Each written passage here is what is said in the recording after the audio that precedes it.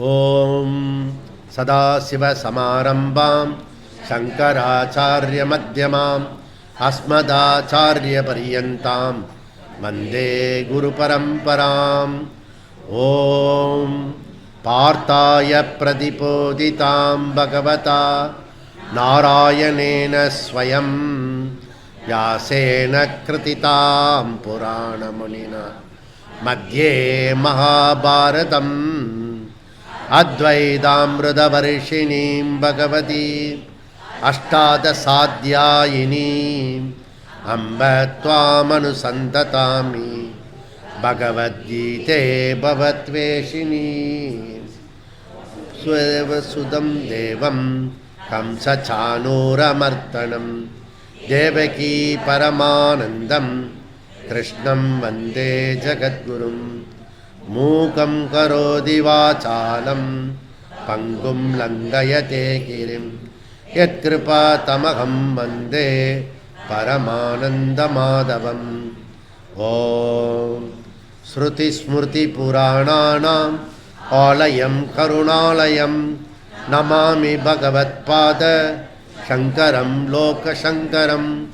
சங்கரம் சங்கராச்சார்யம் கேசவம் பாதராயணம் சூத்ரபாஷ்யக்ருதௌ வந்தே பகவந்தௌ புனః புனः. ஓம் ஈஸ்வரோ குருராத்மேதி மூர்த்திபேத விபாகினி வ்யோமவத் வியாப்ததேகாய தக்ஷிணாமூர்த்தயே நமः. ஓம்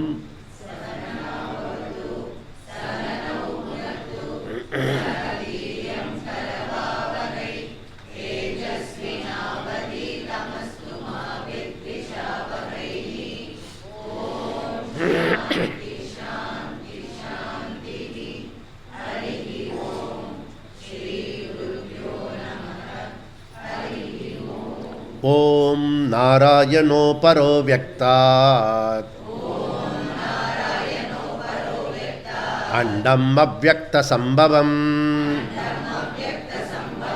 அண்டஸ்யாந்தஸ்த்விமே லோகாः சப்தத்வீபா ச மேதினி. பக்கம் 236, 3வது பேராகிராஃப். ந கர்ம அகர்ம விஜ்ஞானாதபி கௌணாத் பலஸ்ய அஸ்ரவணாத் நபி ஸ்ருத ஹானி அஸ்ருத பரிகல்பனாய கச்சித் விசேஷோ லப்யதே. ஓகே, பூர்வபக்ஷி அவனும் கூட என்ன சொல்கிறான்னா, பகவான் கூறுவது விபரீத தர்சனம் அல்ல. பூர்வபக்ஷியும் அக்செப்ட் பண்ணிக்கிறான். கர்மத்தில் அகர்மம், அகர்மத்தில் கர்மம், அப்படி பகவான் தப்பாக சொல்லலை, சரியாக தான் சொல்கிறாரு. ஆனால் ஆர்கியூமெண்ட் என்ன, நீ சொல்கிற மாதிரி ஆத்மா விஷயம் வராது, நித்திய கர்ம விஷயத்தில் வேணால் வரும் அப்படின்னு இப்போ ஆர்கியூமெண்ட்டு போகிறது. ஓகே, அதனால் நான் சொல்கிறது கூட டெலிபரேட் ஆக்ஷன் தான், டெலிபரேட்டாக தான் சொல்கிறேன். கவுன தர்ஷனம், மித்திய ஞானம் சொல்லாத, கேவலப்படுத்தாத. கவுன தர்ஷனம், கவுன தர்ஷனம் என்ன அர்த்தம்? கவுன தர்ஷனம் டெலிபரேட்டாக செய்கிறது, தெரியும் இதெல்லாம் பஞ்சலோகம்னு தெரியும்.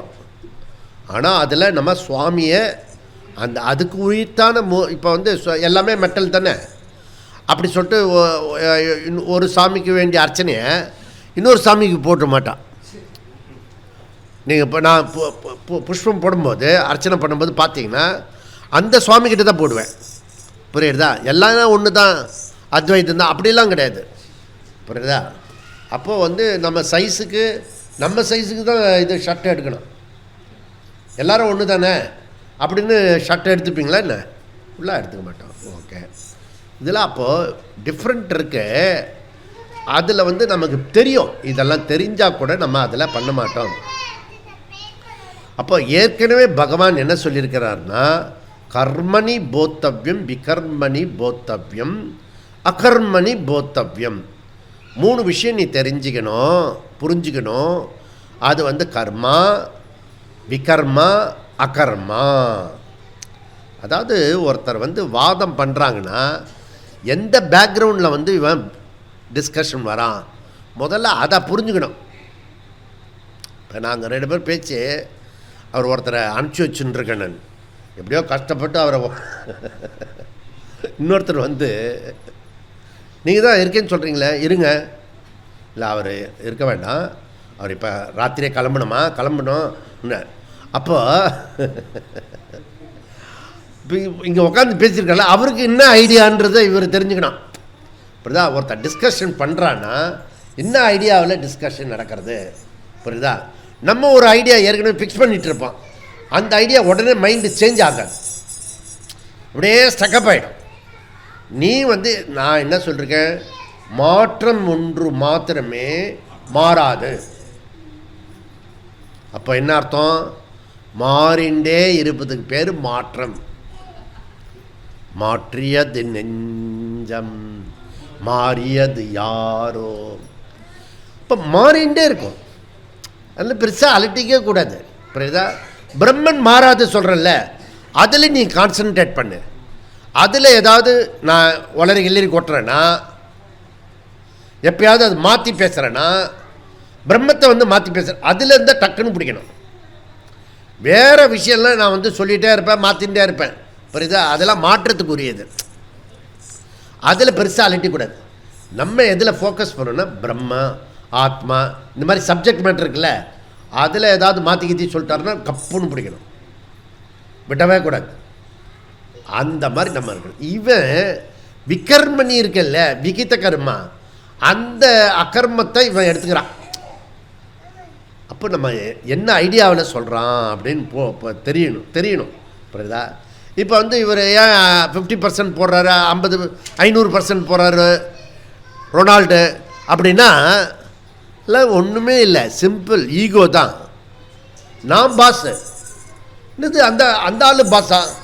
29 நாட்டில் அவர் இது வாங்கிட்டு அடிச்சுட்டு போகிறாரு, உயரிய விருதெல்லாம்.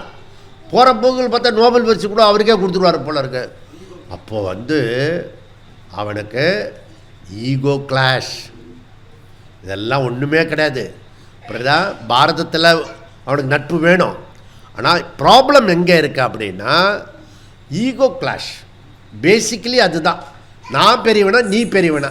இப்போ வீட்டில் நம்ம சண்டை போட்டுக்க மாட்டோம், ஸ்ட்ரீட்டு சண்டை போட்டுக்க மாட்டோம். அதே போல தான் கண்டம் விட்டு கண்டம், இதை பிரச்சனை, இந்த ப்ராப்ளம், புரியுதா? வேறு சிம்பிள் ப்ராப்ளம். இது புரிஞ்சுட்டு இவர் ரொம்ப பெரிய ராஜரிஷி, இவர் யோகி, கர்மயோகி இவர், புரியுதா? அதனால் ஒன்றும் ப்ராப்ளம் இல்லை. அது அப்படி தான் கத்தின்னு இருக்கோம், கத்துற வரைக்கும் கத்தட்டும். நம்ம ஒரு ரெட்டியார் வீட்டில் ஒரு கார் டிரைவர் இருந்தார்.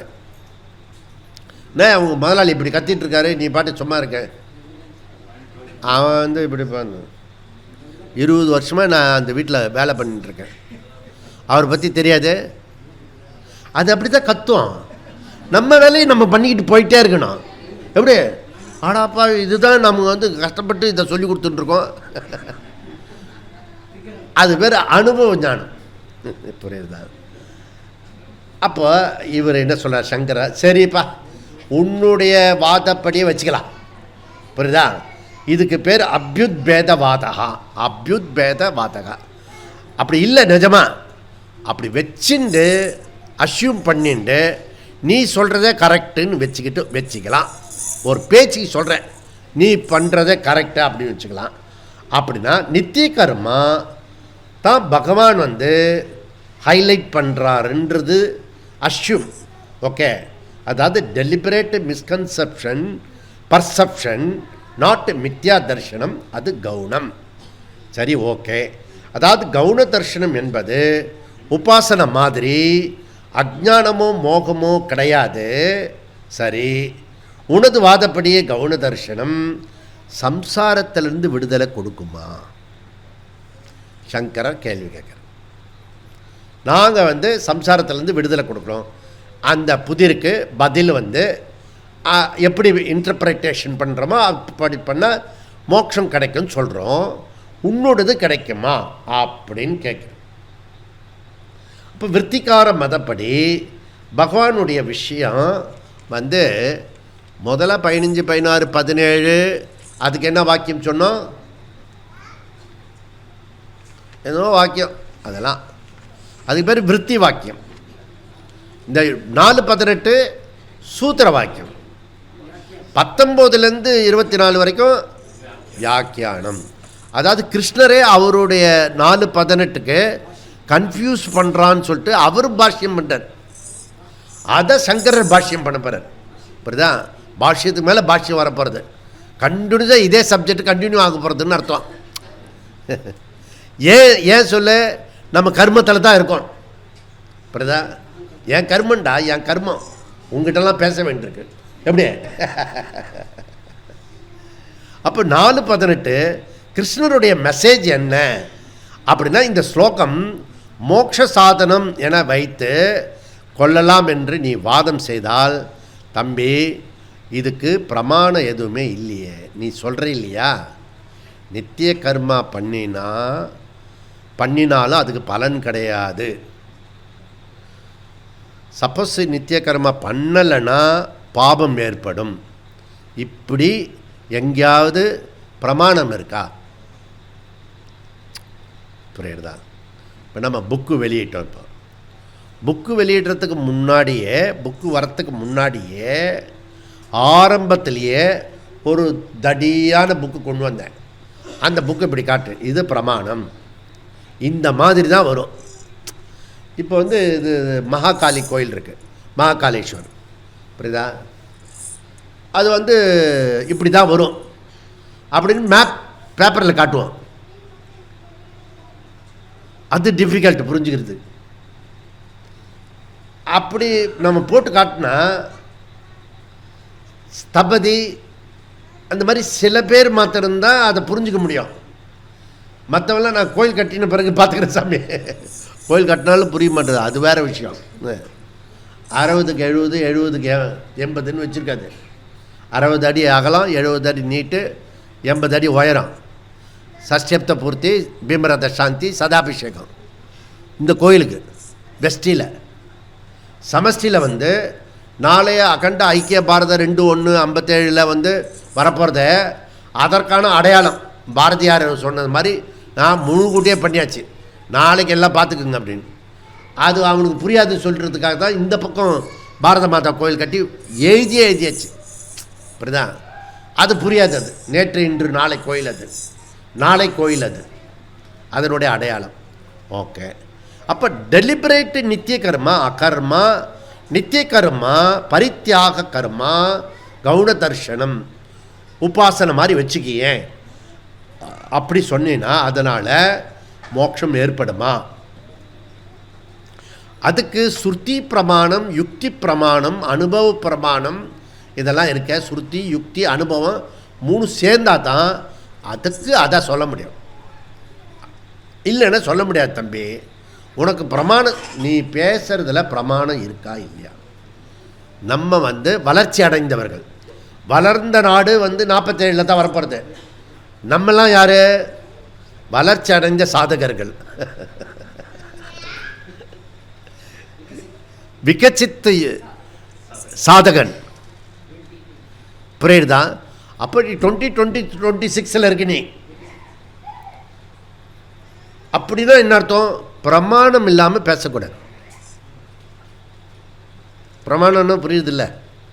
இந்த கலர் பார்க்குறதுக்கு கண்ணு பிரமாணம், கருவி, இன்ஸ்ட்ருமெண்ட் இருக்கணும்.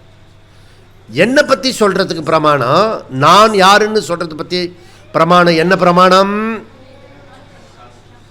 சாஸ்திர பிரமாணம், சப்த பிரமாணம், வேத பிரமாணம், உபனிஷத்து பிரமாணம்.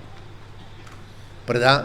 உபனிஷத்து பிரமாணம் இல்லாமல் யாரோ ஒருத்தர் வந்து சொல்கிறாரு, அவர் ரொம்ப ஒரு பெரிய சித்தரான், அவர் சொல்கிறாராம், அப்படிலாம் சொன்னாங்கன்னு வச்சுக்கோ. அப்போ நம்ம என்ன பண்ணணும்? கொஞ்சம் இப்படி நில்லுங்க, நமஸ்காரம் பண்ணிக்கிறேன் அப்படி சொல்லிட்டு நமஸ்காரம் பண்ணிட்டா அவனுக்கு உச்சி கொழுந்துடும். புரியுதா? அதுக்கப்புறம் நம்ம பேச்சுக்கு வரமாட்டான். அவனும் நம்மளும் விரோதம் ரொம்ப நல்லவங்க தான் அப்படின்னு சொல்லுவாங்க. நமஸ்காரம் பண்ணிட்டால, நமஸ்காரம் பண்ணிடணும்.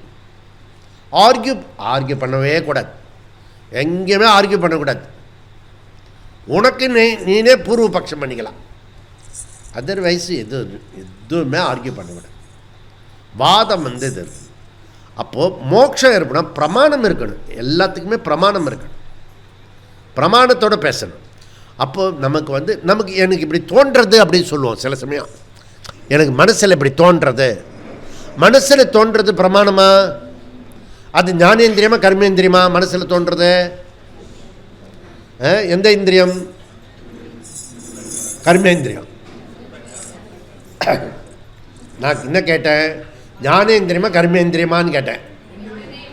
எதுவுமே இல்லை. அப்புறம் மனசுக்கு லட்சணம் என்ன? சங்கல்ப விகல்ப இதி மனஹா. அப்பேற்பட்ட ஒரு அழகான லட்சணம் உடைய மைண்டு, அந்த மைண்டு சொல்கிறது நீ சொல்கிறியா? அது பிரமாணமா? அந்த லட்சணத்திலேயே இருக்காது.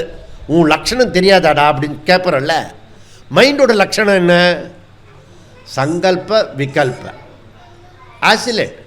இப்படியா அப்படியா? நாளைக்கு சுவாமிஜி இப்படி சொல்கிறாரு, சூரிய நமஸ்கார் பண்ணலாமா பண்ண வேண்டாமா? நீங்கள் இந்த மாதிரி சாயந்தரம் கிளாஸ் எடுங்க, காலையில் ஃப்ரீயாக விட்ருங்க அப்படின்னா பண்ணுறோம். காலையில் 6 மணிக்கு கிளாஸ் வச்சுட்டிங்கன்னா ஏற்கனவே குளிருது, அதில் வேறு 6 மணிக்கு வேறு கிளாஸ் வச்சா புரியுதுதான். அந்த மாதிரி நமக்கு இது இருக்கும். மைண்டு காலையில் போகும்போதே ஒரு சஞ்சலத்துக்கு எழுந்துக்கும். அதை விட கீழே குரு அனுகிரகத்தில் இருக்குது. இந்த இந்த இந்த விசார பாரத்திற்குள்ளே, வேதாந்த விசார பாரத்துக்கு கீழே ஒரு ரூம் இருக்குது. அதில் கதவு இருக்குது. கதவுக்குள்ளே கொஞ்சம் பேர் இருக்கான். அந்த கொஞ்சம் பேர் என்ன பண்ணுறான், மேலே போகலாமா வேண்டாமா, டைம் ஆரம்பித்து கொஞ்சம் 10 நிமிஷம் ஆகும். ஸ்லோகம்லாம் சொல்லி அதெல்லாம் பண்ணி செட்டில் ஆவாங்க. அப்புறம் நம்ம போய் நைஸாக லேட்டாக எங்கேயாவது ஒரு இடத்துல நகரு என் இடத்துல உட்காந்துருக்கேன் அப்படி சொல்லி முட்டி அடிச்சுட்டு உக்காந்துப்போம். அப்படி சில பேர் பிளான் பண்ணுவான். இப்போ புரியறதில்ல? இதெல்லாம் என்னது? மனசு சொல்கிறபடி செய்கிறான், மனசில் முடிவு பண்ணுறது இல்லை. அட்லீஸ்ட்டு புத்தியே பிரமாணம் கிடையாது. புத்தியில் சொன்னாவது கேட்கலாம், புத்தி பிரமாணம் கிடையாது. அது ஞாபகம் வச்சுக்கோங்க. உன்னுடைய 5 ஞானேந்திரியம் தான் பிரமாணம். கர்மேந்திரியம் கூட பிரமாணம் கிடையாது. முதல்ல எது பிரமாணம்னு இந்த பிரத்யக்ஷ பிரமாணம் இருக்குல்ல, அதையாவது தெரிஞ்சுக்கணும். லௌகிக பிரமாணம், கண்ணு பார்க்கறது, காது கேட்கறது, மூக்கு நுகர்றது, நாக்கு டேஸ்ட் பண்ணுறது, ஸ்கின்னு யுவர் த தொடு உணர்ச்சி இருக்குது. இதுதான் பிரமாணம். நீ நடக்கிறது, கை வீசுறது, அதெல்லாம் பிரமாணமே கிடையாது. அதுவே பிரமாணம் கிடையாது. இந்த பக்கமும் பிரமாணம் கிடையாது, அந்த பக்கம் அந்த கரணம் இருக்குல்ல, அதுவும் பிரமாணம் கிடையாது. இதில் குவாலிஃபைடு எது இருக்குன்னா லௌகீகத்தில் புரியுதா? நீ இதிலேருந்தே நீ டிஸ்மிஸ் பண்ணலாம். அந்த கரணம் புத்தியே பிரமாணம் இல்லை, இந்த கர்மேந்திரியம் பிரமாணம் இல்லை. அப்படி இருக்கும்போது புத்தி மாத்திரம் எப்படி பிரமாணம் ஆகிடும்? புத்தி பிரமாணம் கிடையாது, மனசு மாத்திரம்தான். அப்போ புத்தியில் புரிஞ்சுக்கணும்னு சொல்கிறேன். ஆமாம், சாஸ்திரம் பிரமாணம், அதை புத்தியில் தெரிஞ்சுக்கும். புத்தியா திருதிகிருகத்தையா, புத்தி பிரமாணம் கிடையாது. இல்லை, புத்தியும் தப்பான கைட் பண்ணும். புரியுதா? சாஸ்திரம் பிரமாணம். இப்போ உதாரணத்துக்கு நீ அந்த வண்டியில் ஒன்று போட்டுட்டு வண்டி ஓட்டுவியா, செட் பண்ணிட்டேன். ஜிபிஎஸ் எங்கே உனக்கு ஷார்ட்கட்டு காட்டுமோ அந்த இடத்துல காட்டும். நேராக முட்டுச்சந்தில் போய் நிற்கும். ஏன்னா அதுக்கு ப்ரோக்ராம் அப்படி பண்ணியிருக்காது. ஒரு பொண்ணு இதுலேயே விழுந்துட்டா, அந்த இதுலேயே, அந்த நதியிலேயே கடையிலையோ கழுவோ, அது அங்கே இது இருக்குது, பிரிட்ஜு ஒர்க் பண்ணிட்டு இருக்காங்க. ஆனால் அது அப்படியே காட்டுறது, இப்படி ஷார்ட்டாக போகலாம் அப்படின்னு. அதுக்கு உடஞ்சதெல்லாம் அதில் ப்ரோக்ராம் பண்ணலை. அது புரியுதா? அப்போ நீ ப்ரெசண்ட்டில் நடுவில் போகும்போது ஒவ்வொரு சந்திலையும் சந்தி சிரிக்கப்படாத இல்லை, சந்தியில் நின்று எங்கே இது கரெக்டாக தான் இருக்கா போகிறதா அப்படின்னு கேட்கணும். புதுசாக போனேன்னா ஒரு ஊருக்கு கேட்டுட்டு தான் போயேன். ஒரு நிமிஷம் அவங்ககிட்ட கேளுடா, அவங்ககிட்ட கேளு, எனக்கே தெரியும் அப்படின்னு போய் நிற்பான் பாரு ஒரு முட்டு சந்தில். நான் அப்போ பார்க்க மாட்டேன்.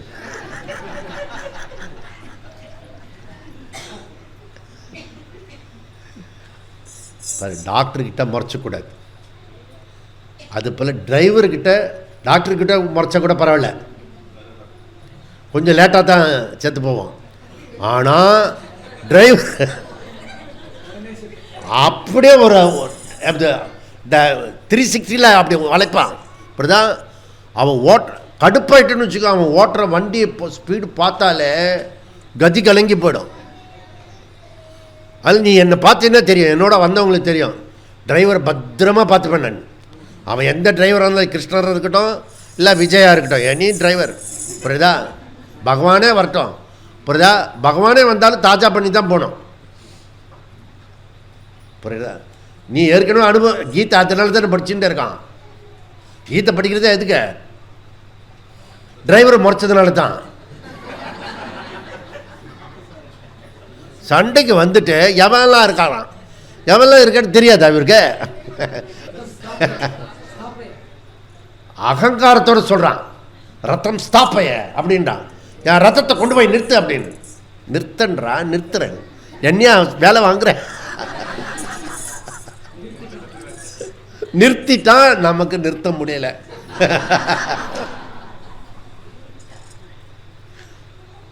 புரியுதப்போ? எந்த டிரைவர் ஆனாலும் டிரைவரை பகைச்சக்கூடாது, நன்னா புரிஞ்சுக்கணும். நம்ம போய் சேர வரைக்கும் அந்த டிரைவர் சொல்கிறபடி டீ சாப்பிட்றீங்களா, அது எது சாப்பிட்றீங்களா, உள்ள ஒரு பக்குவமாக பேசுகிறேன், புரியுதா. இப்போலாம் ப்ரமோஷன் ஆகி இந்த ஓனர் போய் டிரைவரை திறந்து விடணும், சார் இறங்குங்க சார் அப்படின்னு எல்லாம் பண்ணணும். கம்பெனி நடத்தினா நம்ம தான் தாஜா பண்ண வேண்டியிருக்க அவனை. வேலைக்கு நாளைக்கு வேலைக்கு வந்துடுறேப்பா, முடிஞ்சா வரேன். உல்டாவாயிடுச்சு எல்லாம், புரியுறதா. இல்லைன்னா என்ன பண்ண, ரிசைன் பண்ணி பேப்பர் போட்டுருவான். நான் சொல்கிறேன் பேப்பர் போட்டேன்னு, டாப்பா இவன் மேலே அவனுக்கு ட்ரஸ்ட்டு கிடையாது, அவனுக்கு இவன் மேலே ட்ரஸ்ட்டு கிடையாது, ஏதோ ஒன்று போயிட்டே இருக்கிறது. இப்போ ஸ்ரத்தையும் கிடையாது, ஸ்ட்ரெஸ்ஸு கிடையாது, ஒரு இதுவும் ட்ரஸ்ட்டும் கிடையாது. என்ன இதெல்லாம் ஒரு பக்கம் சைடு டாபிக் இதெல்லாம். ஓகே, அப்போ நீ என்ன பண்ணணும், பிரமாணம் இருக்கா அப்படின்னு பார்க்கணும். பாருங்கள், லௌகிக பிரமாணம் பிரத்யக்ஷ பிரமாணத்திலேயே அடிப்படை விஷயத்தில் 25 வருஷம் கழித்து ஒரு கொஸ்டினை பற்றி பேசின்னு இருக்கோம். இப்போ தான் புரியுது, மனசு பிரமாணம் இல்லை, புத்தியும் பிரமாணம் கிடையாது, கர்மேந்திரியமும் பிரமாணம் கிடையாது, ஞானேந்திரியத்தை பிரமாணம் எடுத்துக்கலாம். அது பிரத்யக்ஷ பிரமாணம். இப்போ 5 பிரமாணம் சொல்கிறேல, பிரத்யக்ஷத்தை பேஸ் பண்ணிட்டு மற்ற 4 பிரமாணம். இப்போ புரியுதுங்களா? அப்படி வரும். ஓகே, அப்போது இங்கே என்ன பண்ணுறாங்கன்னா, ஏவம் பரம்பரா பிராப்தம் இமம் ராஜரிஷயோகோ விதுகு. பகவானே என்ன சொல்கிறாருன்னா, ஸ்ருதி பிரமாணத்தை எடுத்துக்கிறார். பரம்பரா ஞானம் இது பரம்பரையாக வந்துன்னு இருக்குப்பா. அந்த பரம்பரை ஞானத்தை தான் இங்கே சொல்லப்படுகிறது. அப்போ கீதா உபதேசம், நீ எதை கொண்டு வந்தாய், கொண்டு போக போகிறாய், நீ என்ன கொண்டு வந்தாய், அப்படிலாம் ஒரு இது போட்டு இதே மாதிரியே வீட்டுக்கு கொடுத்துருப்பான். அதுக்கு பேர் கீதா உபதேசம்னு போட்டுருக்கான். கீதையில் கிருஷ்ணர் அப்படி சொல்லவே இல்லை, ஆனால் ஃபேமஸ் கொட்டேஷன்ஸ் அது. அவன் ஏதோ கீதை பேரில் போடுவான், அப்படிதான் கீதா ஃபார் லஞ்ச் அப்படின்வான். புரியுறதா? என்னெல்லாம் குளறுபடி பண்ண முடியுமா பகவத்கீதையில், அவ்வளோ விஷயத்தையும் இன்டர்பிரேட் பண்ணுவான். அதனால் இன்டர்பிரிட்டேஷன் எல்லா கீதையும் படிக்கக்கூடாது. நான் கீதையெல்லாம் படிச்சுட்டு வந்திருக்கேன்.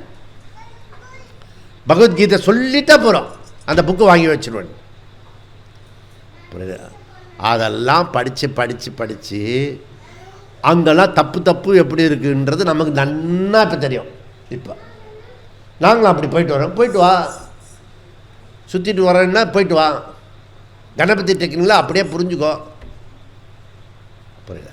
அப்போது இவர் என்ன சொல்கிறாரு, அதெல்லாம் சங்கரருடைய பதில், நீ சொல்கிறதெல்லாம் பிரமாணத்தில் வராது.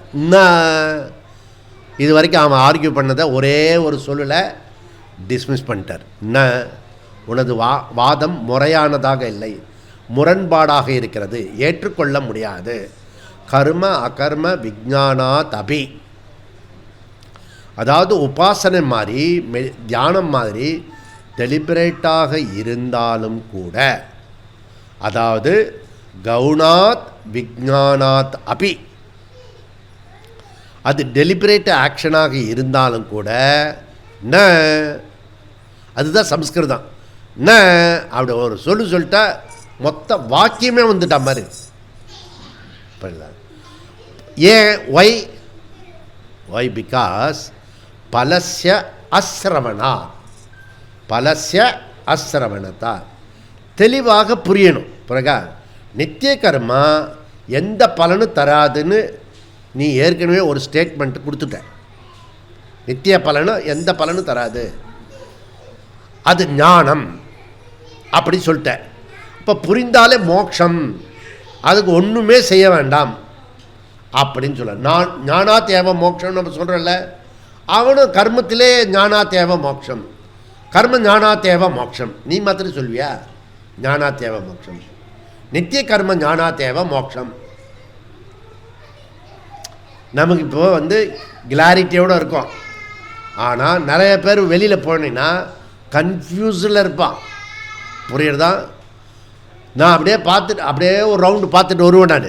புரியுதா? நிறைய இருக்குது நம்ம ஊரில், கணக்கு வழக்கு இல்லாமல் இருக்கிறது. 18 சித்தர்கள் அப்படிலாம் ஒரு குரூப் இருக்குது, சைவ குரூப் இருக்குது, வைணவ குரூப் இருக்குது, எக்கச்சக்கமான ஒரு குரூப் இருக்குது. ஆனால் நான் ஃப்ரெண்ட்லியாக போயிட்டு வந்துடுவேன். ஏதோ அது பண்ணியிருக்கானே அதுவே போகிறோம். தர்மமாக இருந்து எந்த இதில் வேணால் இரு, தர்மமாக இரு அப்படின்ட்டு சொல்கிறேன். இல்லை மற்றவங்களுக்கு ஹெல்ப் பண்ணு, பரோபகாரமாக பண்ணு. அது பரோபகாரமாக பண்ண அதில் தான் எம்பசைஸ் பண்ணோம்.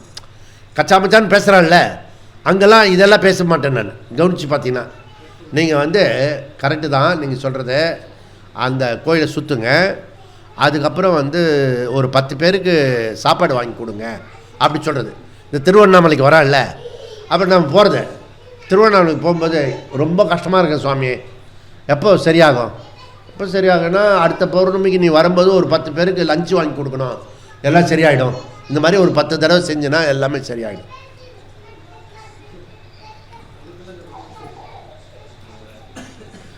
இதை நினைக்கும் போது அவன் ப்ராப்ளம் இருக்குல்ல, அது சின்னதாயிடும். அப்படிலாம் ப்ராப்ளம் போக தேவையில்லை, நான் இப்படியா இருக்கேன் நான் அப்படின்றான். தியாகம் பண்ணணும், டு கிவ், அது ரொம்ப இம்பார்ட்டன்ட். அப்போது கர்ம அகர்ம விஜானாத் அபி கவுனாத் விஜானாத் அபி ந பலஸ்ய அஸ்ரவணாத், தெளிவாக புரியணும். இங்கே பார்வை, கர்மத்தை பற்றின ஞானம் மோட்சத்தை தராது. ஏன்னா அதுக்கு பிரமாணம் கிடையாது. பகவான் உபதேசம் எப்படி இருக்கு பாரு, எது ஞாத்வா அசுபாத் மோக்ஷயசே, இது எது, அதுதான் குருஷியல். இந்த எது தான் இம்பார்ட்டண்ட், அதில் தான் நம்ம ஆர்கியூ பண்ணிட்டு இருக்கோம், திருப்பி பேசிக்கிட்டு இருக்கோம் ஒரே விஷயத்தை. ஆத்மாவை அறிந்து கொண்டவன் சம்சாரத்திலிருந்து விடுதலை அடைகிறான். ஏன் சாமி அதை தான் 2 நாளாக சொல்லிக்கிட்டு இருக்கீங்க, ஒரே தடவை சொல்லிவிட்டு அப்படியே விட்டுருங்களேன். என்னது விடுறதா? உனக்கு 25 வருஷமாக அதை தான் சொல்லிகிட்டு இருக்கேன், இன்றைக்கி 2 நாளைக்கு மாத்திரம் இல்லை. பேசிகிட்டே கீழே போகும்போது ரொம்ப கஷ்டமாக இருக்குல்ல. உங்களுக்கு எப்படி? எங்களுக்கு அப்படியே தான். இவன் பேசுகிற இந்த ஸ்கூல்லேருந்து விட்டுட்டு உடனே நான் பசங்கள்லாம் என்ன பேசுகிறாங்கன்னு அப்படியே பார்ப்பேன் நான். டீச்சர் சொல்லிக் கொடுத்த பாடத்தை கேட்டுட்டு வருவான், அப்படியே டயகனலையும் ஆப்போசிட்டாக அந்த பசங்க வேறு பேசிகிட்டு இருப்பான். அது ஸ்கூல் காலேஜ் விட்டுரு. இவன் வேதாந்த கிளாஸ் முடித்த உடனே கீழே போகும்போது இப்போ கிளாஸில் கேட்குறமே அந்த விஷயம்லாம் டிஸ்கஸ் பண்ணிட்டு நம்மளாம் அப்படி தான் டிஸ்கஸ் பண்ணிட்டு போவோம். அதில் தான் நான் முன்னாடி போயிடுறது. எது ஞாத்வா அசுபாத் மோக்ஷயசே பிரதான். எதை ஒன்றை அறிந்தால், அதாவது ஆத்மாவை அறிந்து கொண்டால் சம்சாரத்திலிருந்து விடுதலை, சுதந்திரம். காரணம் என்னென்னா ஆத்ம சோகம் தரதி, ஆத்மவித் சோகம் தரதி அப்படி சொல்லிருக்கேன். தத்தே கர்ம பிரவக்ஷாமி முன்னாடி சொல்கிறேன். எது தது ஆத்மா, அந்த ஆத்மாவின் விஷயத்தை புரிந்து கொள்வதற்காக கர்ம தத்துவத்தை நான் உனக்கு கூறுகிறேன் அப்படி சொல்கிறேன், ஞானத்தை கூறுகிறேன். அப்போ சாதகன் கர்மத்தில் மூழ்கி இருக்கிறான். பகவான் சரி கர்மத்து மூலம் இவனை ஞானத்தில் கொண்டு வரலான்னு முயற்சி பண்ணுறார். இவன் கர்மத்தில் இருக்கான் காலையிலேருந்து ராத்திரி வரைக்கும். அந்த கர்மத்தை வச்சுட்டே இவனை ஞானத்துக்கு லிஃப்ட் பண்ணுறதுக்கு ட்ரை பண்ணுவோம் அப்படின்னு சொல்கிறார். இப்படிதான். அப்போ 7வது அத்தியாயத்தில் திருப்பி இவன் இந்த எது தது கர்ம தத்துவம் பிரவக்ஷாமி அப்படி சொன்னால 3வது அத்தியாயத்தில் இவன் தப்பாக புரிஞ்சுப்பான்னு சொல்லிட்டு கிருஷ்ணர் என்ன பண்ண திருப்பி யோசித்து 7வது அத்தியாயத்தில் நம்ம பேசுகிறத ஒழுங்காக பேசுவோம், கம்யூனிகேட் பண்ணுறத கரெக்டாக பண்ணிவிடுவோம் அப்படி சொல்லிட்டு அவர் என்ன பண்ணுறாருன்னா பகவான் கிருஷ்ணர் ஒவ்வொரு தடவையும் தன்னை திருத்திக்கிட்டே வராரு சிஷ்யனுக்கு தகுந்தப்பல. ஓ இப்படி சொன்னால் புரிஞ்சுப்பானா பார்ப்போம் அப்படி சொல்லிட்டு இப்படி சொல்கிறாரு. சக விஜானம் இதம் ஞானம் அசேஷதகா அகம் தே பக்ஷாமி. உனக்கு தெளிவான ஞானம் விஞ்ஞானத்துடன் கூடியதை உனக்கு மிச்சம் மீதி இல்லாமல் கூறுகிறேன் அர்ஜுனா. அங்கே வெறுமன தது கர்ம தத்துவம்னு சொல்லிட்டாரு. என்ன சொல்கிறாங்க, தது தே கர்ம பிரவக்ஷாமி. அங்கே கர்மத்தை சொல்லியிருக்க மாதிரி இவன் குதிரைக்கு குதிரை யானைக்கு அறன்னு சொல்கிற மாதிரி அப்படியே எடுத்துகிட்டு போயிடுவான். அதில் தான் இதெல்லாம் ப்ராப்ளம் வருது, புரியுதா? அப்போ ஆத்ம ஞானம் மோட்சத்தை தரும். அப்போது நீ சொல்கிற நித்திய கர்மா லௌகிக பலமே தராத போது எப்படியா மோட்சத்தை பலன் தர முடியாது? உன்னுடைய நித்திய கர்மா பலனே தராதுன்னு சொல்லும்போது எப்படி மோட்சத்தை தர முடியும்? தேர்ஃபோர் பலஸ்ய அஸ்ரவணாத். அஸ்ரவணாத் எந்த பலனும் ஸ்ருதியில் சொல்லப்படவில்லை. ஸ்ருதி பிரமாண அபாவாத். ஸ்ருதி பிரமாண அபாவாத். எந்த ஸ்ருதியும் உபனிஷத்தும் நீ சொல்கிற மாதிரி கர்மத்தில் தான் மோட்சம் அப்படின்னு சொல்லலை. ஸ்ருத ஹானி அசுருத பரிகல்பனாய கச்சித் விசேஷா ந லப்யதே. ஸ்ருதஹானி உபனிஷத்தினுடைய பலனை சொல்லாத போது அசுருத்த பரிகல்பனா. கீதை இதை தான் சொல்கிறதுன்னு கல்பனை உன்னுடைய கபோலத்தில் இருக்கிற விஷயம், புரியுதா? கற்பனை பண்ணுற நீ இப்படிலாம். சில பேர் ஒன்றுமே வராமல் நல்லா இருப்பான், ஒரு பிரச்சனையும் இருக்காது, அப்போ கூட கவலைப்பட. ஏன் இப்போ கவலைப்படுற? இல்லை ஜெய் இப்போ 2-3 நாள் நல்லா இருக்குது, இதுவே பயமாக இருக்குது, ஏதாவது ஒன்று கிடக்கணும்.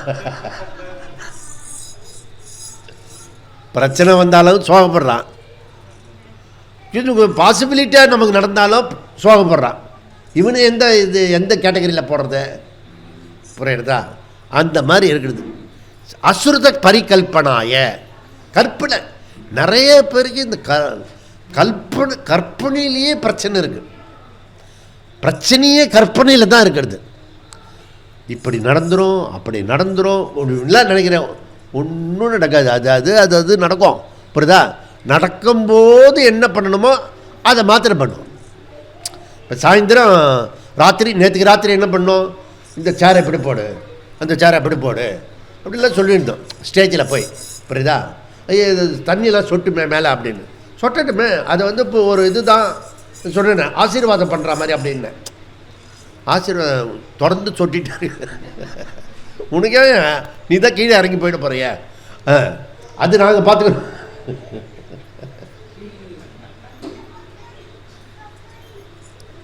ரொம்ப கவலைப்படக்கூடாது. கடைசியில் அந்த கவலைப்பட்டைய ஏதாவது பிரயோஜனம் ஆச்சா? பைசா பிரயோஜனம் இல்லை. பிடிச்சி டிசைனை மாற்றிட்டார் பகவான்.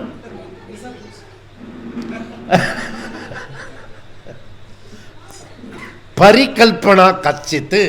புரியுதா? இதுக்கு பேர் தான். அப்போ வரும்போது பார்த்தீங்களா, விசேஷ ந லப்யத்தே, இதுலேருந்து உனக்கு ஒரு பயனும் கிடைக்காது. அது பரவாயில்ல, ஆனால் சமுதாயத்துக்கு தப்பான வழி காட்டிடுவாய். புரியுறதா? இப்போ சங்கரர் வந்து அடிக்கடி இந்த வார்த்தையை உபயோகப்படுத்துகிறார். ஸ்ருதஹானி அசுருத கல்பனானி. இதை வந்து அப்பப்போ சொல்லுவார். இதை அவருக்கு ரொம்ப ஃபேவரட் வேர்டு இது. புரியுதா? நீ வந்து உபநிஷத்துக்கு ஹானி பண்ணிடுற, நீ விரோதம் பண்ணிடுற, நீ புரியுதா? அது உன்னுடைய கற்பனத்தினால தப்பாக வந்து கைட் பண்ணிடுற. நிறைய பேர் அப்படி கைட் பண்ணுவாங்க. புரியுதா? அப்படிலாம் ஒன்று பண்ணுவாங்க. அப்போ சமுதாயத்தில் நிறைய பேர் விளக்க உரைகள்லாம் சொல்லுவாங்க. புரியுதா? இப்போ இன்றைக்கி குளித்தா புண்ணியம் 1000 பலன் உண்டுன்னு ஒருத்தர் சொன்னார். அவரை காணும், குளித்த உடனே காணும், போயிட்டார். அவர் குளிச்சுட்டு போயிட்டார். அவர் குளிக்கிறதுக்காக நம்மளை குளிக்க வச்சுட்டு போயிட்டார். இப்படி வருவான், நடுவில் சொல்லிட்டு போவான், உனக்கு 1000 பலன் கிடைக்கும். இப்படி ஞானம் சொன்னாலே பலன் கிடைக்கிறது கட்ட மாதிரி. கர்மத்தில் பலன் கிடைக்கிறது தான். அப்போ நீங்கள் சப்பானி சாமி பண்ணிங்க, எல்லாம் ஊரோட ஒத்து வாழணும்ப்பா, ஞானம் இருந்து.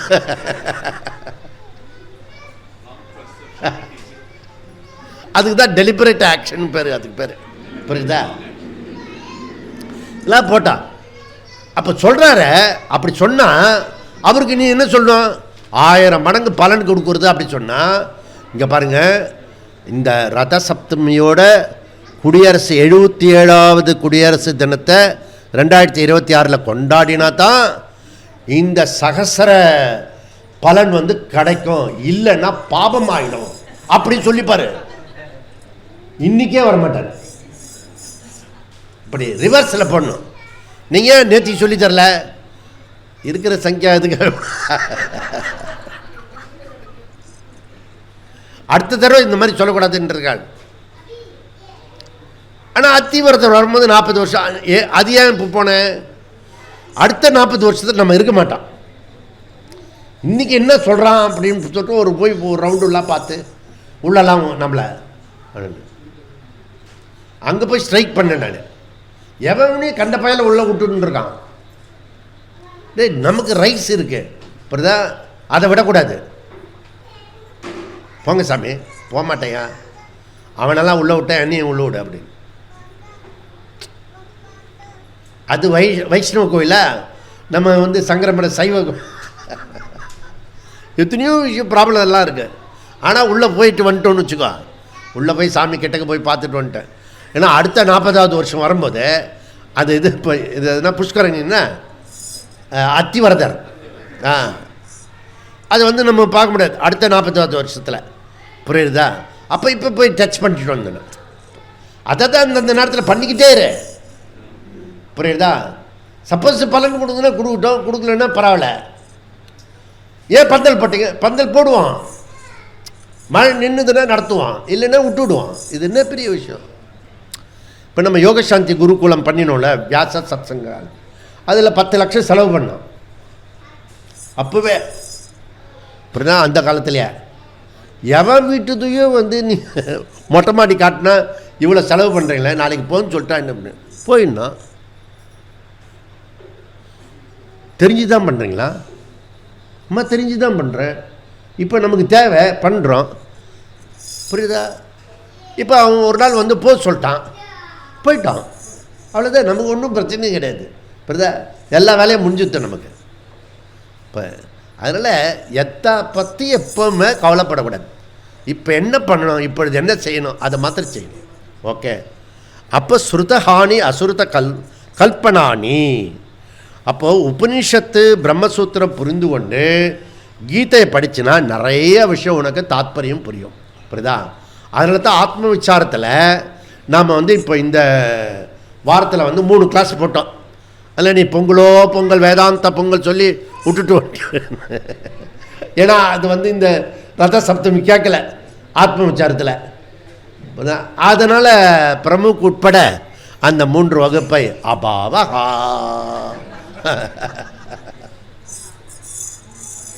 ஆனால் கொஞ்சம் பேர் கேட்டிருக்கீங்க. அப்போது பூர்வபக்ஷி இங்கே பாரு, நான் சரியாக தான் புரிஞ்சுன்னு இருக்கேன் அப்படின்றான். நித்திய கர்மா கவுன தர்ஷனம், டெலிபரேட் ஆக்ஷன்.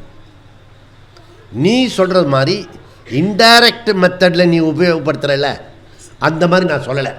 எப்படி இது சங்கர் வந்து திருப்பி கேட்குறாரு. என்ன படிக்கிறாரு அவர் வந்து?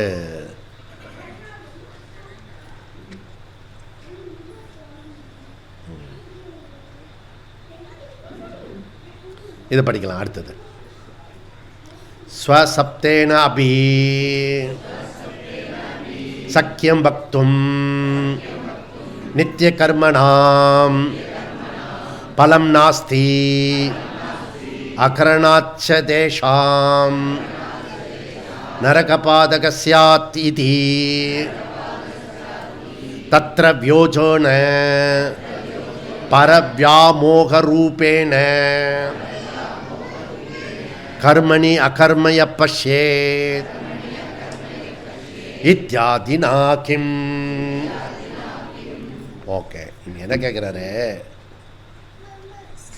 ஸ்வசப்தேன அபி, அதாவது ஸ்ருதஹானி அசுருத பரிகல்பனா கவுன தர்ஷன மெத்தட் அப்படி பூர்வபக்ஷி சொன்னதை மறந்து போயிடுத்தோ.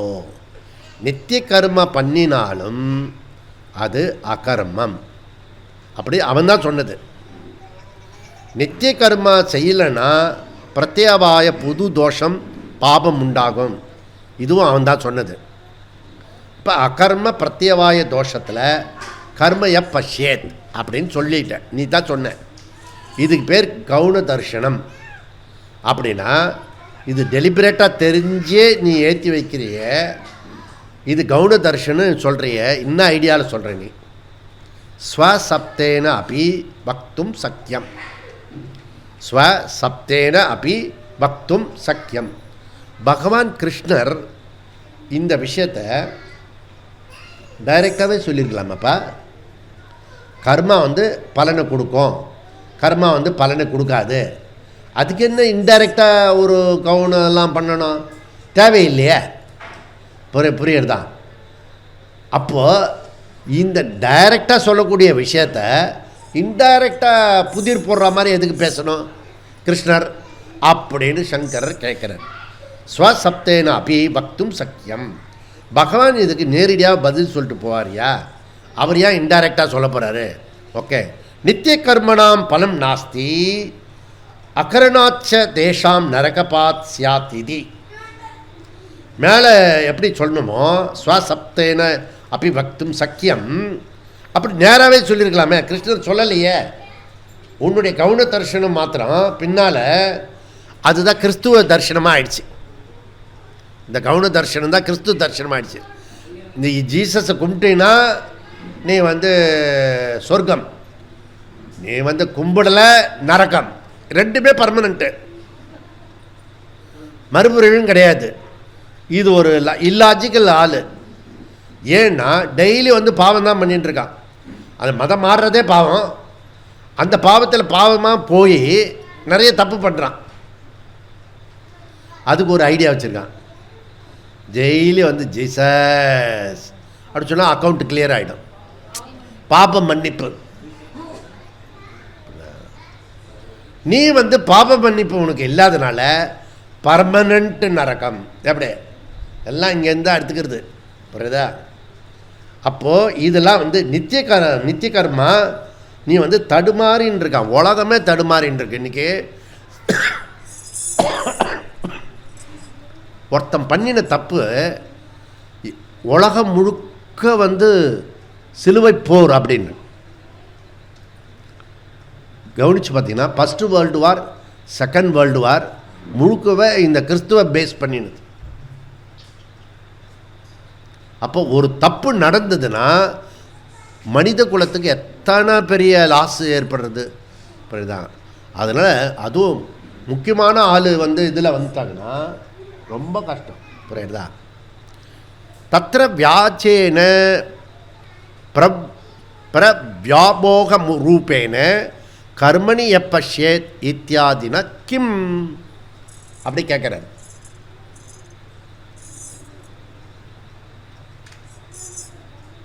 தத்ர நீ சொல்லும் நித்திய கர்மா அகர்ம பஷ்யேத் இத்தியாதி இதை நேரடியாக சொல்ல முடியும் போது அவர் ஏன் புதிர் போடுவது போல சொல்ல போகிறார்? தத்ர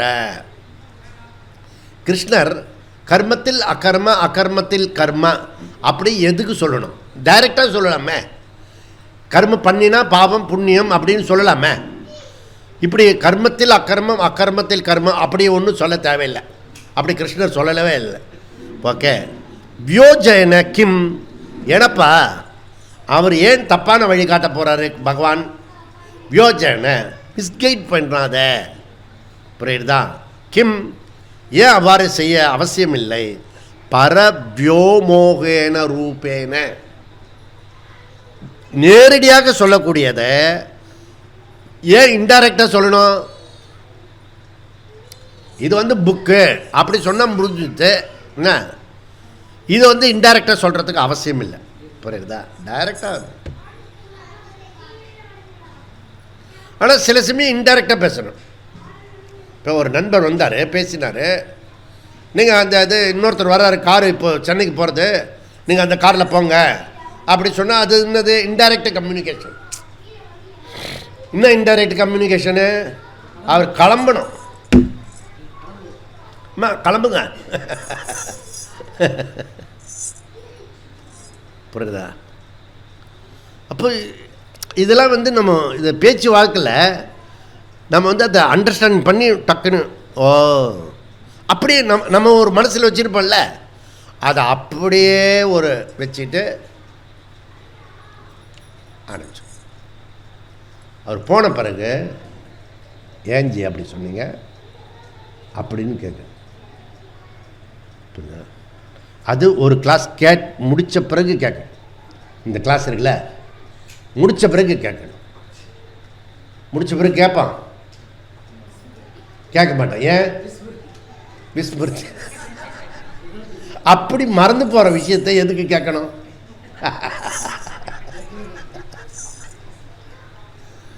அதனால் கேட்கவே தேவையில்லை. கிம் பரவியாமோகேன ரூபேன நேரடியாக சொல்லக்கூடியதை இன்டைரக்டாக சொல்கிறதுக்கு அவசியம் இல்லை.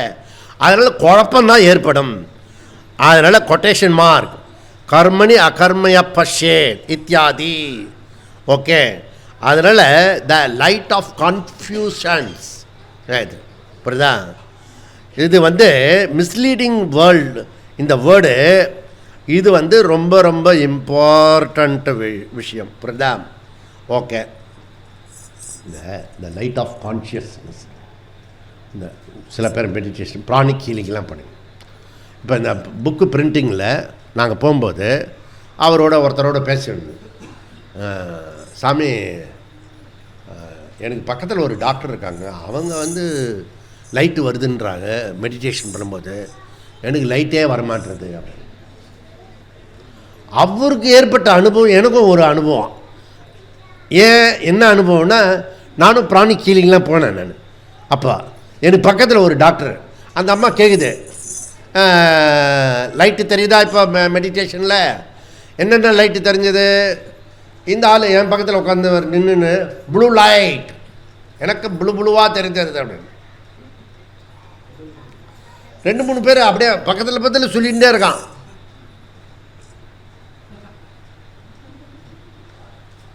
இந்த அக்பர் பீர்பால் இருக்கால்ல, இந்த அக்பர் பீர்பால் ஒரு செட்டு டீம். அது இந்த பள்ளிவாசலில் ட்ரூ முஸ்லீம் மாத்திரம்தான் அல்லாஹ் தெரிவார் அப்படி சொன்னான். அப்புறம் முஸ்லீம்ஸ்லாம் போயிட்டு வந்தால் எல்லாருமே அல்லாஹ் தெரிகிறான்னு சொல்கிறாரு. ஏன்? ட்ரூ முஸ்லீம், உண்மையான முஸ்லீமாக இருந்தால் அல்லாஹ் தெரிவார். இது ஒரே பாப்புலர் ஆகிடுச்சு. இது ராஜா அவனுக்கு அரசனுக்கு போச்சு. அவனும் மந்திரியை கூட்டிகிட்டு பீர்பாலை கூட்டிகிட்டு போயிட்டு வா போக்கலான்னு அது பள்ளிவாசலுக்கு போனால் அங்கே இப்படியே பார்த்தான். பீர்பால் ஓன்னு அழறான். ஏன்டா அழற? எனக்கு அல்லாஹ் தெரியல. அப்படியே இழுத்துட்டு வந்தான், எனக்கும் தெரியல. ஆனால் அப்படி சொல்லக்கூடாது, தெரிஞ்சுடா சொல்லணும். இந்த மெடிடேஷன் லைட் கூட அப்படிதான்.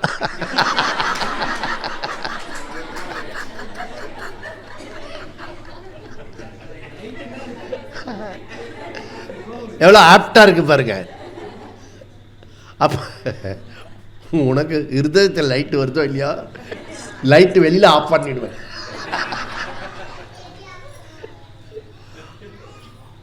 மெடிடேஷன் இதெல்லாம் விபரீத ஞானம், மித்யா ஞானம். ரொம்ப வருஷம் நான் கூட உட்காந்து மெடிடேஷன் பண்ணியிருக்கேன். அப்போ அந்த மெழுகுவத்தை ஏற்றி வச்சுட்டு ஒளி, அந்த தியானம் என்னென்ன தியானம். அந்த ரவுண்டு போட்டுட்டு ஒரு ரவுண்டாக போட்டுட்டு நடுவில் ஒரு புள்ளி வைப்பான். என்ன பண்ணுவான், அந்த புள்ளியை ரவுண்டை பாருங்கள், அடுத்த ரவுண்டை பாருங்கள், அதில் மாத்திரம் கான்சன்ட்ரேஷன் இருக்கணும். நீ அங்கெல்லாம் போனதுக்கு இது பார் பெட்டர். அந்த மெடிடேஷன் லைட் அந்த அவர் இப்போ நமக்கு ஒருத்தர் கார்த்தின்னு ஒருத்தர் நான் அவர் சொன்னார், எனக்கு லைட்டே தெரியல சாமி, நீ வா நான் சொல்கிறேன், நான் சாஸ்திராலயமா அப்படின்னு. புரியுதா? ஆனால் இப்போ நம்ம பயிற்சிக்கூடாது, அவர் தான் நமக்கு எல்லாம் பண்ணி கொடுக்குறார். ஸோ லைட்டு தெரியட்டும், தெரியாமல் போட்டோம், வரும் கொஞ்ச நாள் கழிச்சு லைட் வரும். இப்போ இப்படி லைட்டு தெரியுதா தெரியலையான்னு கேட்குறான்ல, அந்த பக்கம் பாரு அப்படி சொன்னோம். பார்த்துட்டு இங்கே ஒரு இது இருக்கு இல்லையா, பெடரின்னு பேர், அங்கே ஒரு அடி அடித்தோம்னா பொறி தட்டும். லைட்டு வருதா, வருது அப்படின்வா. லைட்டு தெரியுதான், இருக்கிறத கண்ணை திறந்து பாடுறா சாமி அப்படின்னா கண்ணை மூடிட்டு லைட்டு தெரியுதான். கண்ணை மூடினா இருட்டாக தான் தெரியும். கார்னிஷா அப்படி கேட்குறான், கண்ணை பாப்பா. அவன் அம்மா யசோதா சொல்கிறார், ராத்திரி ஆனால் தான் உனக்கு பால் கொடுப்பேன் அப்படின்றா. கார்னிஷா ராத்திரினா என்ன, இது இருட்டாக இருக்கும் அப்படின்னு. அப்போ உடனே குறும்புக்கார கண்ணன் இல்லையா, கண்ணை மூடினான், இப்போ எனக்கு இருட்டாக இருக்கிறது, பால் கூட. புரியுறதா? எல்லாம் சுத்தம். இது கிம் வியாஜேன 4:18 குழப்பம் எதுவுமே இல்லை, நீ குழப்பம் பண்ணாமல் இருந்தால் போதும் அப்படின்னு சங்கரர் சொல்கிறாரு. அடுத்தது என்ன பார்ப்போம், அதை முடிச்சுடுவோம்.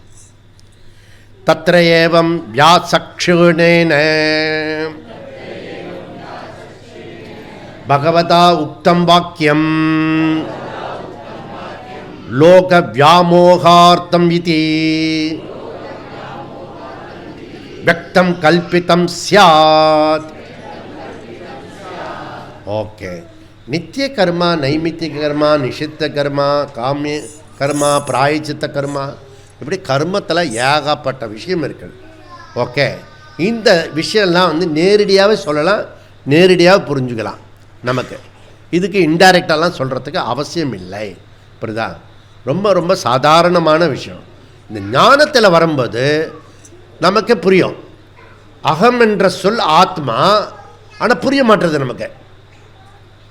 ஓகே, ஆனால் சூரிய நமஸ்காரம் பண்ணினா பலன் கிடைக்கும். இது கிடைக்குமா கிடைக்காதா? டைரெக்டாக நமக்கே தெரியும். என்ன இப்போ வெயிட் போட்ட, நான் இப்போ எக்ஸசைஸே பண்ணுறதில்ல, நேரடியான பலன். இன்டைரக்டாலாம் சொல்ல தேவையில்லை. புரியுறதில்ல? அதனால் இதை டைரெக்டாக சொல்லணும். இப்போ கர்மத்தின் வழியாகத்தான் ஞானத்தை போதிக்கும் போதே மிஸ் அண்டர்ஸ்டாண்டிங் ஏற்படும். அப்போ நானே நிறைய எக்ஸ்பெர்ட் பண்ணியிருக்கேன்னு நானே எக்ஸ்பெரிமெண்ட் பண்ணியிருக்கேன். நிறைய பேரை அப்படியே கேட்டுகிட்டே இருப்பேன், ஞானம் வந்த மாதிரி இருப்பான். அப்புறம் கர்மத்தில் 2 எடுத்து விட்டால் அவ்வளோதான், ஆல் அவுட். ரெண்டுத்துக்கு கன்ஃபியூஸ் இருக்கிறது. புரியுதா? தத்ர மேலும் ஏவம் வியாசக்ஷேன துவயா அப்படியே ஒன்றை சொல்ல அங்கே சப்ளை பண்ணிக்கணும். வியக்தம் கல்பித்தம் சியாத், இப்படி வாக்கியம் பண்ணினா துவயா உன்னால் 4:18 ஸ்லோகம் இன்டர்பிரட்டேஷன் பண்ணலாம். ஆனால் நீ பண்ணினா மாதிரி ஞானப்பரமான ஸ்லோகம் இல்லை இது. இது கர்மபரமமான ஸ்லோகம் இல்லை, இது ஞானத்தை சொல்கிற ஸ்லோகம். அதனால் கிருஷ்ணர் வந்து புதிர் போடுற மாதிரி பேசுகிறார். கர்மத்தில் அகர்மய பஷ்யேத், அகர்மத்தில் கர்மய பஷ்யேத், சக புத்திமான் சக யோகி சக கிருஷ்ண கர்ம கிருத்து அப்படின்லாம் சொல்கிறாரு. அது வியக்தம். ஓகே, நல்ல சொல்லு, கிளாரிட்டி தெளிவாக இருக்கணும். புரியுதா? இந்த மாதிரி நமக்கு தெளிவாக இருக்கிறத நீ பார்த்துக்கோ. இங்கே என்ன ராங் மெசேஜ்? பகவதா உக்தம் வாக்கியம் லோக வியாமோகார்த்தம் விதி. கர்மணி அகர்மய பஷ்யத் அகர்மணி ச கர்மய பஷ்யத். இந்த சொல்லு இருக்க இன்டைரக்ட் டீச்சிங் அக்ஷர லட்சம் பெறும். இத்தனை நேரத்துக்கு உங்களுக்கு தெரிஞ்சிருக்கணும். புரியுதா? அப்போது பகவான் சொன்னதை தப்பாக பரப்புரை பண்ணக்கூடாது. புரியுதா? கர்மத்தில் அகர்மத்தை பாருன்னா எதை சொல்கிறாரு? அகர்மத்தில் கர்மத்தை பார் அப்படின்னு சொன்னால் அது எது? நீ சும்மா பெட்டில் சாஞ்சிட்டு சும்மா இருந்தேன்னா அது வந்து அக்கிரமம் கிடையாது. ஏன்னா உன்னுடைய வில்லில் பண்ணுற. புரியுதா? வில்லு என்னைக்கு போகிறதோ கம்ப்ளீட் ஆகுறதோ அன்னைக்கு வந்து உனக்கு சர்வதர்மான் பரித்யஜ்ய. அப்படி அது வரைக்கும் நீ சொதர்மம் பண்ணி, சொதர்மமே பண்ணுறதில்லை இவன். சொதர்மம் பண்ணுறதுலையே கோட்டை விட்டுறான் நிறைய பேர். மெஜாரிட்டி பேர் சொதர்மன்னு என்னன்னு தெரியல. இந்த சொதர்மம் அதர்மம் பரதர்மம் அடுத்தது நாளைக்கு அதை பற்றி விவரமாக படிப்போம். என்ன காலையில் ஃப்ரெஷ்ஷாக இப்போ வந்து காலையிலேருந்து இருக்கீங்களா, அதனால் நாளைக்கு எடுப்போம் அதை. அகங்காரம் புரிந்து கொண்டு அகங்காரத்தை விட பயன்படுத்தி அகம் அகர்த்தா ஆத்மான்னு புரியறது தான் கடனம். நமக்கு கலக்கமாக இருக்க ஒழிய மற்றதெல்லாம் ஒன்றுமே கிடையாது. அப்போ ஒரு யூஸ்லெஸ் விஷயத்த சில பேர் இருக்கான், அவன் என்ன பண்ணுவான், ஒன்றுமே லாய்க்கு இல்லாத விஷயத்த பில்டப் பண்ணி பெருசாக பண்ணிடுவான். சில சமயம் சத்தியமாக பேசுகிறான் பாரு, அவன் கம்முன்னு இருக்க வேண்டியது இருக்கும். அவனே ஸ்ட்ராங்காக பேசுகிற மாதிரி இருக்கும், அது ரைட்டாக பேசுகிற மாதிரி இருக்கும். புரியுறதில்ல? அப்போது இதை நீ கரெக்டாக பண்ணிக்கோ. நித்திய கர்மா பஞ்சமகா யஜ்ஞம் ரொம்ப ரொம்ப முக்கியமானது. புரியுதா? அது வந்து ஸ்வதர்ம அனுஷ்டானம் பண்ணு, கர்ம அனுஷ்டானம் பண்ணு. அதுக்கு சித்த சுத்தி பலன் இருக்கு, புண்ணியம் பலன் இருக்கு. அதனால் அசங்க சைத்தன்யம் ஆத்மா அது எதனிலே சம்பந்தப்படாதது. இப்போது அகம்னா ஆத்மான்னு சொல்கிறேன், ஆத்மானா சர்வவியாபி சொல்கிறேன். இந்த சர்வவியாபி ஆத்மா, நித்திய ஆத்மா, நிர்குண ஆத்மா இப்படிலாம் சொல்கிறோமே, அதுக்கும் எனக்கும் சம்பந்தம் சொல்லும்போது ஒத்துக்க முடியல. அப்போ அதுக்கு நிறைய டீச்சிங் பண்ண வேண்டும், நிறைய பிரக்கிரியா தேவைப்படுறது. புரியுதுதான்? வெறும் கர்மத்தை வந்து இப்படி பண்ணினா அப்படி பண்ணினா நேராகவே சொல்லிட்டு போகலாம் அப்படின்னு சங்கரர் ஆர்கியூ பண்ணுறாரு. இதுக்கு அடுத்த ஆர்கியூமெண்ட் எப்படி போகிறது நம்ம காலையில் பார்க்கலாம். ஓம் பூர்ணமத பூர்ணமிதம் பூர்ணமுதட்சதே பூர்ணஸ்ய பூர்ணமாத பூர்ணமேவாவசிஷ்யதே. ஓம் சாந்தி சாந்தி. ஹரி ஓம். ஸ்ரீ குருப்யோ நமः. ஹரி ஓம்.